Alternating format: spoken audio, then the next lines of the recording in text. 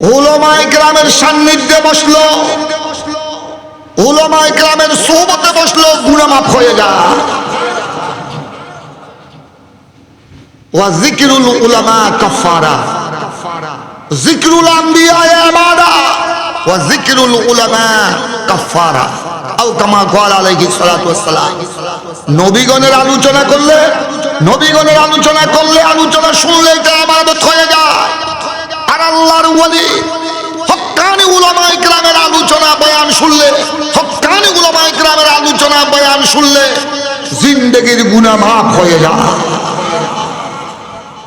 আপনারা এমন একজন আলেমে দ্বীনের উরসে পাকের মাহফিলে এসেছেন, যার কথা শুনতেছেন, উনাদের জিকির আলোচনা শুনলো, উনাদের জিকির আলোচনা করলে জীবনের গুনাহ কি হয়ে যায়? ওয়া যিকরুল উলামা কাফারা, ওফি রাওয়ায়াতিন যিকরুস সালিহিন কাফারা। আমাদের বর্তমানে একই দশা। আমাদের ছেলে মেয়েরা খুব ভালো কথা, science, arts, commerce, double honours, double masters, BCS cadre, অনেক লেখাপড়া করতেছে। ভালো কথা, লেখাপড়া করতে হবে। লেখাপড়া না করলে সংসদ ভবন, মিল, ফ্যাক্টরি, শিল্প কারখানা এগুলো কে চালাবে? এগুলা কি যিনি চাষা, আমাদের গ্রামের চাষারা কি সংসদ ভবন চালাতে পারবে? কুলি মজুর, রিক্সাওয়ালা, ওরা কি সচিবালয় চালাতে পারবে? পারবে না। তোমাদেরকে লাগবে। তোমরা লেখাপড়া করতেছো, খুব ভালো কথা, কিন্তু আসল আলম যেটা, আসল আলম, আসল আলম হলো কোরআনে পাকের আলম, আসল আলম হলো হাদিসে পাকের আলম।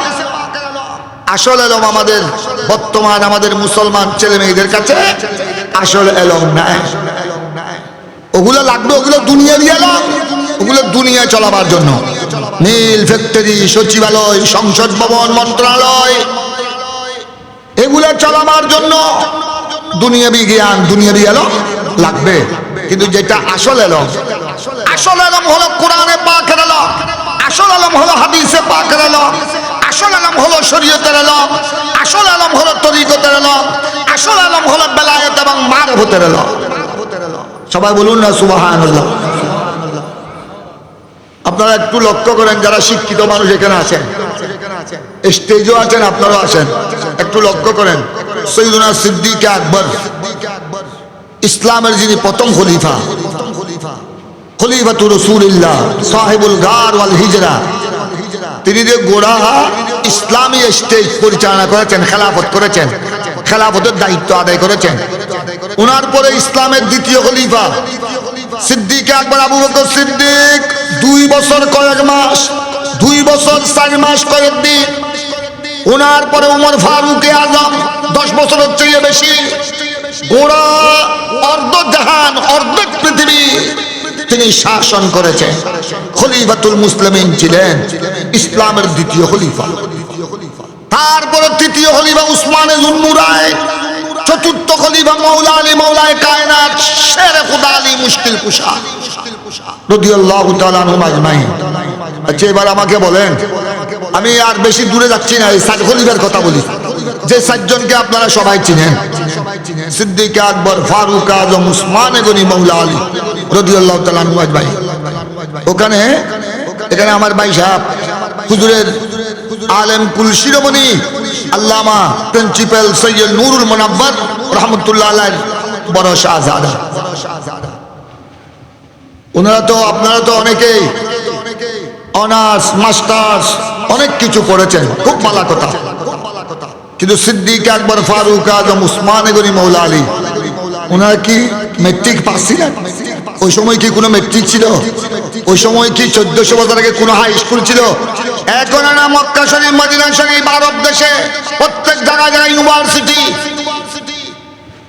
জামে মদিনাতুল মুনাওয়ারা মদিনা ইউনিভার্সিটি, জামিয়াত উম্মুল কুরা Mecca university, Jamiat আশ-শারকা Sharjah university, মধ্যপ্রাচ্যে আরব দেশে এখন অনেক ইউনিভার্সিটি, স্কুল কলেজ তো আছেই, কিন্তু 1400 বছর আগে ফারুক আজম, উসমান গনি, মৌলা আলী মুশকিল কুশা, ওই সময় কি কোনো কলেজ ছিল? ইউনিভার্সিটি তো ছিল না, কলেজ ছিল না, হাই স্কুলও তো ছিল না, ওই সময় একটা প্রাইমারি স্কুলও ছিল না। এগুলো তো আরব দেশে এই metric, inter, degree, honours, masters, এগুলি খুঁটাই হাজার হাজার মানুষ খুন হচ্ছে। এই বর্তমান আমেরিকার যিনি প্রেসিডেন্ট ট্রাম্প, ওনার বিরুদ্ধে কত জায়গায় স্লোগান হচ্ছে, ঠিক কিনা? এত বড় বড় ডক্টর, এত বড় বড় ডিগ্রিধারী, আজ ওনাদেরকে পাহারা দিতে হচ্ছে হাজার হাজার পুলিশ, লক্ষ লক্ষ সামরিক। ওনারা এদের অস্ত্রের পাহারার মধ্যে ওনারা রাষ্ট্রপতির দায়িত্ব আদায় করছে, ঠিক কিনা? তারপরও একটু বেশ কম হলে কত রাজা মহারাজাকে মেরে ফেলেছে। আমাদের বাংলাদেশও, এই ইন্ডিয়া তো এই গোড়া আরব দেশে, আরব দেশ, যে আরব দেশ থেকে আমরা, যে আরব দেশে কোরআন নাজিল হয়েছে, যে আরব দেশ থেকে ইসলাম গোড়া পৃথিবীর আনাচে কানাচে পৌঁছেছে, ওই আরব দেশও বর্তমান যারা সৌদি আরবের রাজা বাদশাহ, ওদের ইতিহাস দেখলে আপনি দেখবেন কেউ বাপকে মেরে, বাবাকে গুলি মেরে সিংহাসন দখল করেছে, কেউ বড় ভাইকে গুলি মেরে সিংহাসন দখল করেছে, কেউ চাচাকে গুলি মেরে দিন দুপুরে চাচাকে গুলি করে মেরে সিংহাসন কি করেছে, ঠিক কিনা?